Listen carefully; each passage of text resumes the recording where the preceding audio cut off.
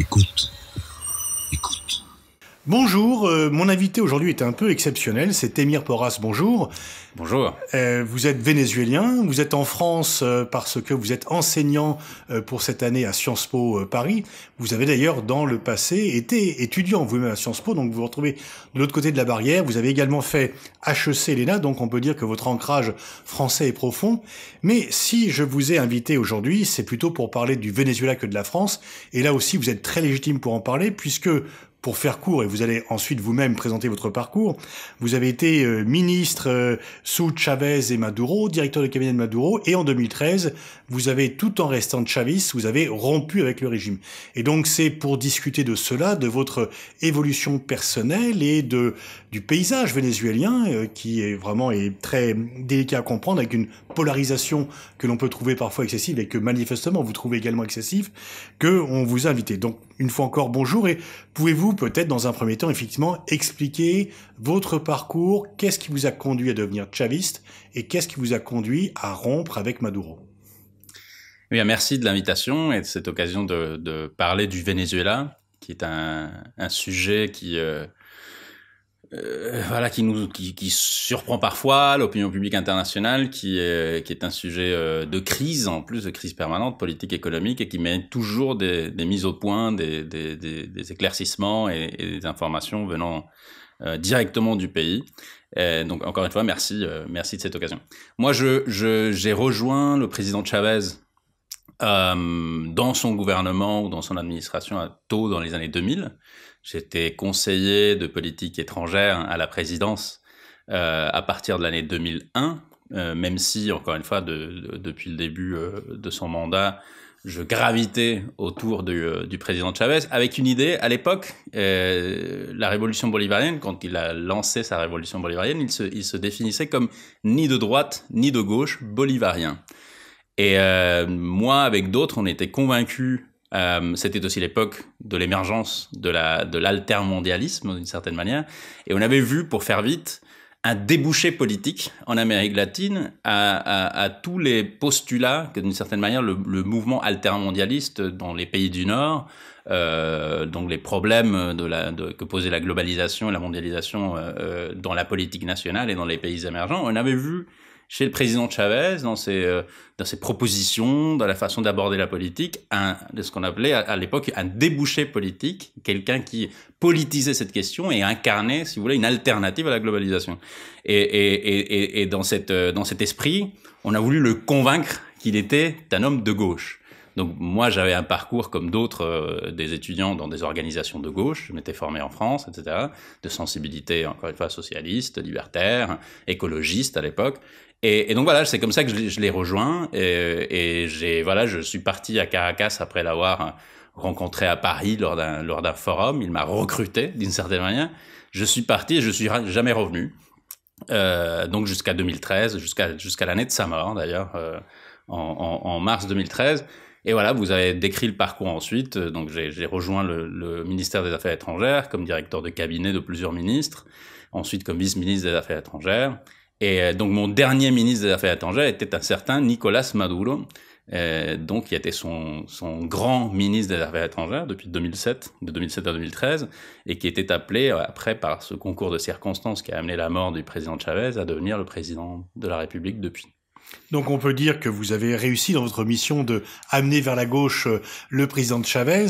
Et donc ensuite, si vous êtes parti du Venezuela, c'est qu'il y a une part de déception. Quelle était cette déception et quels ont été les éléments qui, tout en continuant, et vous allez peut-être expliquer pourquoi, en vous revendiquant comme chaviste, vous a conduit quand même à rompre avec celui qui se présente comme son héritier? Oui, pour préciser, je ne suis pas partie totalement du Venezuela, je réside à Caracas, même si, encore une fois, je fais comme ça des passages aussi à Paris pour enseigner. Non, je pense que le Venezuela est entré dans une crise politique profonde avec la disparition du président Chavez, et je vais expliquer pourquoi. C'est un pays qui, comme vous l'avez dit, c'est polarisé politiquement. C'est un pays qui, historiquement, est très polarisé socialement du fait que c'est un pays très inégalitaire dans sa structure, si vous voulez, socio-économique. Mais Chavez, pour encore une fois faire vite, et on connaît un peu mieux, a réussi à politiser, si vous voulez, cette polarisation en mobilisant les exclus, les pauvres, et en proposant un agenda, d'une certaine manière, qui était perçu comme un agenda de rupture, mais qui était un agenda simplement de ce que dans des pays démocratiques occidentaux on considérerait comme des droits normaux, par exemple l'éducation universelle et gratuite, un système de santé publique accessible à tous, des droits sociaux et des droits du travail affirmés, etc. C'était une occasion pour le peuple vénézuélien, les majorités vénézuéliennes, d'avoir leur part, si vous voulez, c'est un pays pétrolier, c'était perçu aussi comme leur part de la rente pétrolière ou des bénéfices des économies pétrolières. Rente pétrolière qui, avant l'arrivée de Chavez au pouvoir, était très inégalement répartie. Extrêmement inégalement répartie, et en plus de ça, qui échappait au contrôle de l'État. Même si l'industrie pétrolière a été nationalisée formellement dans les années 70, en 1976 au Venezuela, l'organisation de la stratégie, si vous voulez, pétrolière héritée des années 90, donnait la part belle au secteur privé, avec tout un mécanisme d'incitation fiscale et réglementaire qui permettait effectivement l'expansion de la production. Mais c'était une expansion de la production qui profitait essentiellement aux compagnies pétrolières étrangères, et surtout qui parfois même rompait la doctrine du Venezuela. Le Venezuela est un pays membre de l'OPEP, et a toujours été, est un membre fondateur de l'OPEP. Le Venezuela rompait régulièrement son quota, violait régulièrement son quota de l'OPEP, et était un facteur d'influence à la baisse des prix du baril.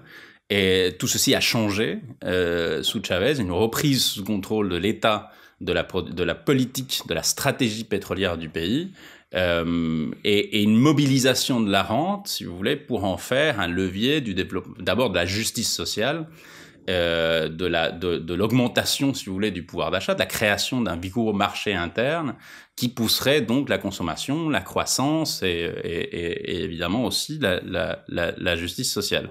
Donc voilà, c'est ça, si vous voulez, d'une certaine manière, la nouveauté, ou d'une certaine manière... C'est comme vous le savez, vous qui connaissez bien la France, Chavez a été souvent présenté comme un dictateur, et il y avait une perception dans les médias occidentaux en général, pour des raisons que vous allez certainement expliquer, une vision très négative de Chavez. Oui, mais c'est un procès tout à fait injustifié. La révolution bolivarienne, curieusement, a commencé avec une référence très française, avec un acte constituant. Donc, le premier acte de Chavez en arrivant en politique, c'est de convoquer après un référendum, c'est-à-dire ce n'est pas l'acte du président, c'est l'acte du peuple vénézuélien, de convoquer une assemblée nationale constituante qui a travaillé pendant presque un an, et qui a accouché d'un projet constitutionnel qui a été approuvé à nouveau par référendum par une majorité de plus de 70% des Vénézuéliens. Si on tient en compte de la sociologie électorale du pays, 70% des Vénézuéliens, c'était un peu plus que ça, ça va bien au-delà de l'assise politique du chavisme. C'est-à-dire c'est une constitution qui a véritablement été adoptée par le peuple vénézuélien par-delà, si vous voulez, les sensibilités politiques, et qui a créé les institutions qui ont régi la destinée du pays à partir de ce moment-là, qui est toujours en vigueur, même si, encore une fois, on verra comment dans la période récente, ces institutions ont été manipulées. Mais ce qu'il faudrait dire, qui fait aussi, à mon avis, sens à l'opinion française, c'est que à ce moment-là, le Venezuela s'est polarisé, et l'élite traditionnelle du pays n'a pas accepté ni Chavez, ni la révolution bolivarienne, ni cette décision du peuple vénézuélien. Et très vite, nous avons eu une polarisation non pas entre un gouvernement et une opposition, ce que les anglo-saxons appelleraient une loyal opposition, mais on a eu un affrontement entre un nouveau régime et un ancien régime.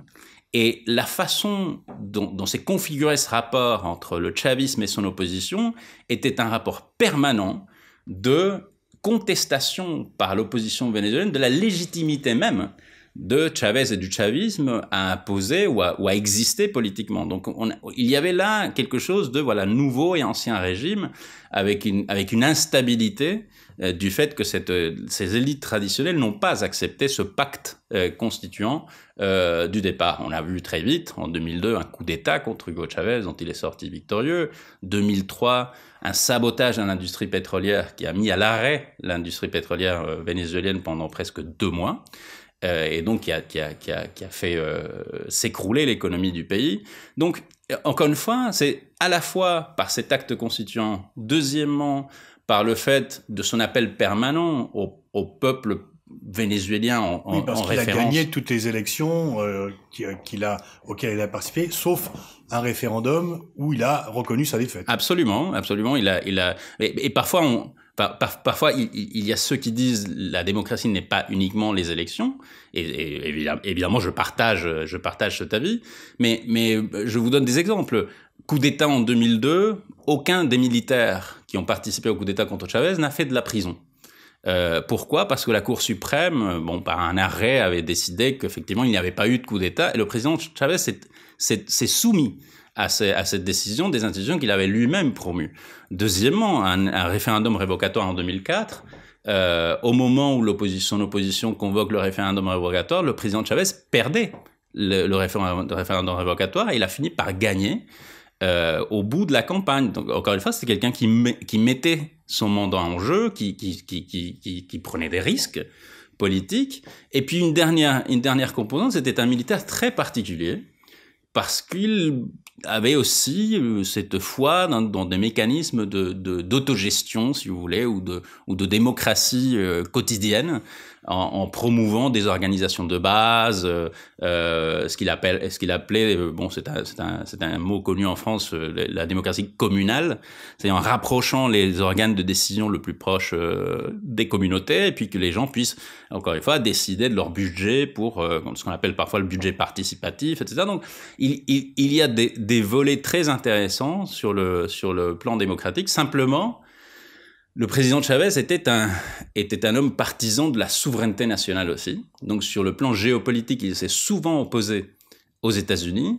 Et par un raccourci, encore une fois, injuste, en Occident, une personnalité s'opposant à la politique des États-Unis, qui plus est à l'époque, c'était le président Bush, donc c'était pas non plus, comment dirais-je, le moment le plus brillant de l'Occident, et passe simplement pour un dictateur ou pour quelqu'un d'autoritaire, parce qu'il a des points de coïncidence avec d'autres pays qui, eux, peuvent avoir des positions géopolitiques semblables, mais qui sont organisés à l'intérieur de l'organisation politique d'une manière tout à fait différente. Donc, on interdit à certains pays comme le Venezuela d'avoir des coïncidences avec la Chine ou d'avoir des coïncidences avec la Russie, sous peine de les condamner à justement cette sorte de blâme, d'être des anti-occidentaux. Non.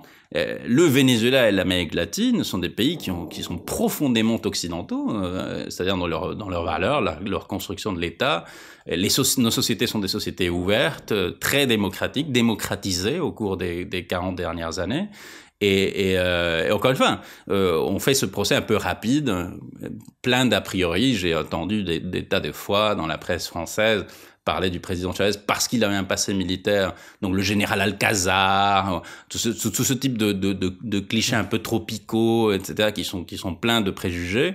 Encore une fois, je pense qu'il y a des raccourcis et en connaissant mieux le pays, on peut les dégager. À son successeur Maduro. Et là, par contre, vous avez pris vos distances avec lui. Qu'est-ce qui vous a conduit à prendre vos distances avec Nicolás Maduro, avec lequel vous avez initialement travaillé? Oui, bien sûr, j'étais son collaborateur pendant 7 ans. Essentiellement, c'est la politique économique. À l'époque, en 2013, quand j'ai quitté le gouvernement, donc il commençait après le décès du président Chavez et donc les élections qui ont dû être organisées suite à son décès en mars 2013. Il est devenu président et le Venezuela avait des défis économiques. Ça, il faut le reconnaître. C'est-à-dire, c'est un pays qui a mobilisé la rente pétrolière pour faire de la justice sociale. Donc il y a une expansion des droits sociaux, donc avec les dépenses que cela que cela entraîne. Et néanmoins, le pays n'a pas réussi, mais ça, c'est pas uniquement du fait de Chavez, c'est-à-dire c'est le drame du Venezuela, n'a pas réussi à investir cette rente, à mobiliser cette rente pour diversifier l'économie et donc avoir d'autres ressources que l'industrie pétrolière. Il faut néanmoins marquer que en 2013, le Venezuela a atteint son niveau de PIB par tête le plus élevé de l'histoire. Évidemment, fruit des prix du baril, mais aussi de la mobilisation de cette rente pour la création d'un marché interne.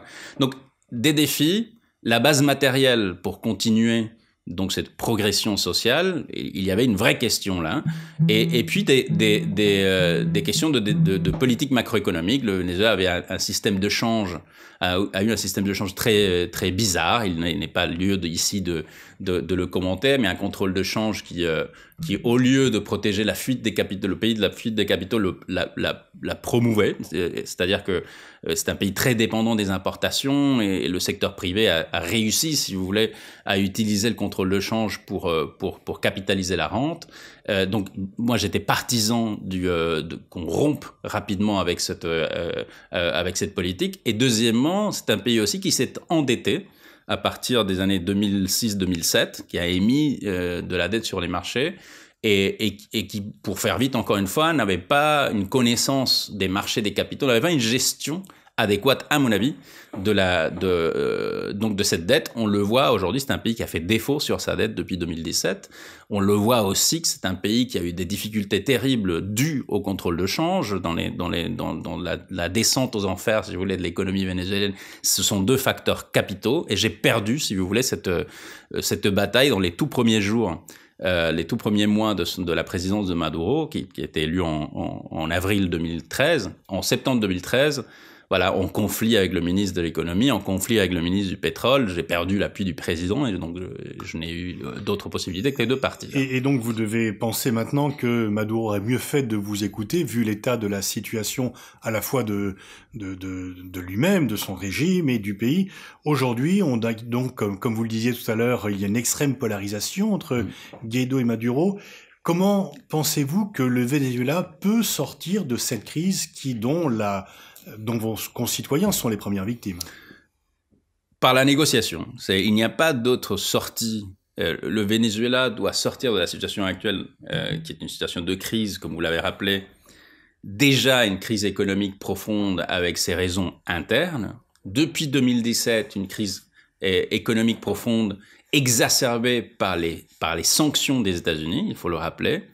Mais le pays était déjà, évidemment, dans une situation critique, donc avec des effets sociaux et parfois des effets humanitaires. C'est-à-dire, on connaît l'émigration des Vénézuéliens. C'est un pays qui a perdu, encore une fois, pour que vos auditeurs aient une référence, 50% de son PIB en 5 ans. C'est une catastrophe économique. Et quand on veut expliquer pourquoi les Vénézuéliens partent, pourquoi est-ce qu'il n'y a pas pourquoi est-ce qu'il y a des coupures d'électricité, il suffit de rappeler qu'un pays qui perd 50% de son PIB en 5 ans, voilà, ceci explique tout, si vous voulez. Alors, le problème, c'est que les sanctions américaines empêchent le Venezuela d'avoir aujourd'hui accès au financement, d'avoir aujourd'hui accès au système financier international. Et en plus de ça, il y a donc cette polarisation politique qui est menée par une opposition radicale, une opposition que je qualifie, moi, une opposition de droite radicale très alignée sur les États-Unis, qui nourrit le rêve ou qui nourrit la thèse, si vous voulez, pour faire vite encore une fois, de dire il y a un mur de Berlin à abattre au Venezuela. Ceci est une lutte entre la démocratie et le communisme, entre la démocratie et l'autoritarisme. Il suffira donc de faire pression sur cet autoritarisme-là, le chavisme en général, passer la page et réinstaurer, si vous voulez, la démocratie au Venezuela avec les vieilles élites et les secteurs sociaux qui ont été déplacés par le chavisme. Ce n'est rien apprendre, ne rien comprendre à la sociologie, à la politique vénézuélienne que d'approcher le problème comme cela, et je l'ai dit à plusieurs reprises, c'est avoir une vision de la politique comme un conflit. Et justement, c'est la polarisation, cette absence de disposition d'extrêmes à trouver des accords et à coexister au sein des mêmes institutions qui aggrave, si vous voulez, la crise vénézuélienne. Au contraire, je dis, il faut aujourd'hui, à l'intérieur du pays et à l'étranger, encourager toutes les initiatives, toutes les factions politiques, tous les secteurs politiques des deux côtés, du chavisme et dans l'opposition, qui est une opposition diverse, qui est une opposition divisée. Il faut favoriser toutes les initiatives qui mènent à établir un dialogue national, qui pose la question de la coexistence pacifique dans le pays comme un principe, qui trouve le moyen de canaliser cette crise vers un processus de transition qui amène à des élections, probablement, mais encore une fois, en ayant auparavant conclu un accord de coexistence, de respect, si vous voulez, de la diversité politique qui existe dans le pays, parce que sans cela, si vous voulez, aucun événement qu'on puisse imaginer, les gens de Guaido imaginaient que le gouvernement de Maduro allait s'effondrer quelques jours après l'autoproclamation de Guaido le 23 janvier. Ceci ne s'est pas produit pour des raisons qu'on pourra expliquer et ne se produira pas. D'un autre côté, vous avez Maduro qui dit « Je suis élu jusqu'à 2025 ». Il y a déjà eu des élections en 2018, il n'y a pas à discuter. Et au milieu, vous avez la population vénézuélienne qui souffre de la crise et une majorité de forces politiques, j'en suis convaincu, qui comprennent que cette impasse ne nous amène nulle part et seulement à la destruction, si vous voulez, de la société vénézuélienne et de son système politique. Et comment faire comprendre cela et à Maduro et à Guaido, puisque pour l'instant, comment faire en sorte qu'ils puissent, avec des positions aussi antagonistes, se parler? Alors, les positions antagonistes, il faudrait les examiner sur le fond. C'est-à-dire, est-ce que Maduro et Guaido sont plus éloignés idéologiquement que le président Santos, un conservateur colombien, des forces armées révolutionnaires de Colombie, qui ont pourtant signé un accord dans le pays voisin. C'est-à-dire, il ne faut pas exagérer cela. C'est une lutte d'ego, peut-être, une tendance, si vous voulez, à la polarisation, peut-être, mais qu'est-ce qui distingue vraiment ces deux hommes-là ou ces deux forces-là? Évidemment, il y a des différences de politique, mais il n'y a rien, à mon avis, à mon sens, qui puisse empêcher même ces deux facteurs extrêmes de la politique vénézuélienne, simplement de coexister et de régler leurs différences par la voie institutionnelle. Est-ce que vous pensez que la communauté internationale, du moins les Occidentaux, pour être plus précis, l'Union européenne, le groupe de Lima, les États-Unis, en soutenant de façon très forte Guaido, ne viennent pas contribuer au blocage de la situation? Ils ont commis une erreur grossière et effectivement, ils sont devenus des facteurs qui aiguisent la crise au lieu d'aider à la résoudre, d'aider à la surmonter. Et effectivement, en cela, je trouve, encore une fois, il y a ce réflexe sur le Venezuela de s'aligner sur toutes les forces anti-chavistes parce qu'elles sont censées être favorables aux valeurs occidentales davantage que le chavisme, et par conséquent, elles sont considérées comme démocratiques. Peu importe si en 2002 elles ont fait un coup d'État, peu importe si en 2003 elles ont saboté l'économie, peu importe si elles ne tiennent pas compte de 40% de la population parce que c'est des pauvres, et tout simplement parce qu'ils s'alignent plus volontiers, si vous voulez, sur les positions internationales de l'Europe ou des États-Unis, et disent du mal de la Russie et de la Chine, ce que les chavistes évidemment ne feront pas. Encore une fois, comprendre que les frontières de la démocratie au Venezuela ne s'arrêtent pas aux partis d'opposition au chavisme, c'est déjà faire un grand pas. Et la deuxième chose, imaginez que la sortie de crise si on cherche une sortie de crise, donc on doit imaginer un Venezuela stable. Pour que le Venezuela soit stable, il faut par exemple poser la question des militaires. Les militaires vénézuéliens, qui est une des institutions les plus anciennes du pays, l'armée de Bolivar, donc qui a conquis l'indépendance au 19e siècle, etc., ils s'en sentent les héritiers. C'est une armée patriotique qui n'acceptera jamais qu'on lui impose son président, son commandant en chef, par un tweet du vice-président des États-Unis dans un espagnol approximatif avec un accent américain, ou par la volonté d'un président comme Donald Trump. Encore une fois, ne pas comprendre et avoir une lecture. Non, les militaires vénézuéliens s'accrochent à Maduro parce qu'ils sont corrompus. Bon, ben voilà, chacun peut faire les théories qu'il veut, si ça lui facilite, si vous voulez, de s'auto-satisfaire. Mais la réalité, c'est que vous avez par exemple la question militaire qui s'oppose, et la raison pour laquelle les militaires vénézuéliens ne se sont pas alignés sur la position de Guaido, qui est celle des États-Unis, bah voilà, je viens de vous en donner une piste. La deuxième chose, c'est que vous avez des gens, une masse populaire vénézuélienne qui est très mécontente avec Maduro, qui d'une certaine manière serait un peu sur ma position, la critique de son gouvernement est consciente des fautes, des problèmes politiques, sociaux, économiques. Mais si l'alternative à ça, c'est une restauration et le retour des gens qui les ont méprisés pendant un siècle, évidemment, vous pouvez être déçu de votre gouvernement et ne pas pour autant vous jeter dans les bras de ses ennemis de façon automatique. Donc, ne pas comprendre ces nuances, ne pas encourager, que la communauté internationale n'encourage pas Guaidó, les siens, à trouver des positions raisonnables et de s'asseoir autour de la table, ne fait que compliquer les choses. Moi, je suis partisan, ou bien Maduro et Guaidó prennent conscience du danger face auquel est le pays, et d'eux-mêmes vont vers la table de négociation, ce qui ne semble pas être le cas a priori, soit il faut encourager, parce qu'il n'y a pas que Maduro et Guaidó, ça n'épuise pas, si vous voulez, tout l'univers politique vénézuélien. Les tentatives qui, au sein de la société vénézuélienne, se font, en ce moment même, des gens, des organisations politiques, de part et d'autre, et essayent de pousser à une initiative de dialogue national.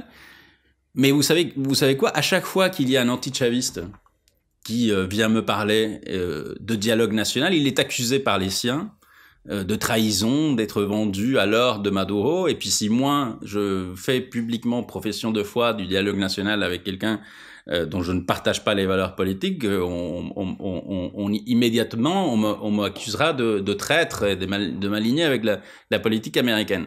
Encore une fois, la communauté internationale doit avoir conscience de cela et protéger ce type d'initiative, les encourager et être plus proactive, si vous voulez, dans une sorte de diplomatie de prévention de crise. Et attend-on que le Venezuela finisse en guerre civile pour que des initiatives soient prises? Est-ce qu'il faut regarder le cas libyen? Est-ce qu'il faut regarder le cas irakien, le cas syrien? Pourquoi ne fait-on pas l'effort au Venezuela de faire l'économie d'un conflit qui potentiellement pourrait être un conflit armé? Et voilà, simplement trouver la voie de la raison. Et pour finir, simplement pour vous dire, même aux pays occidentaux qui ne partageraient pas mes vues, et il faudrait simplement les faire se rendre à la réalité. C'est-à-dire, si la thèse était qu'appuyer Guaidó allait faire évoluer les choses dans les jours et les semaines qui suivaient, voilà, la réalité étant ce qu'elle est, on voit sur le terrain qu'effectivement cette hypothèse était faible. Donc, ne serait-ce que par une question donc de pragmatisme, d'essayer de trouver la voie la plus rapide pour la résolution de la crise, il faudrait essayer de faire autre chose. Et cette autre chose, c'est encourager le dialogue. Merci Témir Porras, j'espère que votre message sera entendu, qu'une médiation évitera un affrontement et que votre voix et votre participation pourra permettre de restaurer un dialogue qui fait bien défaut au Venezuela.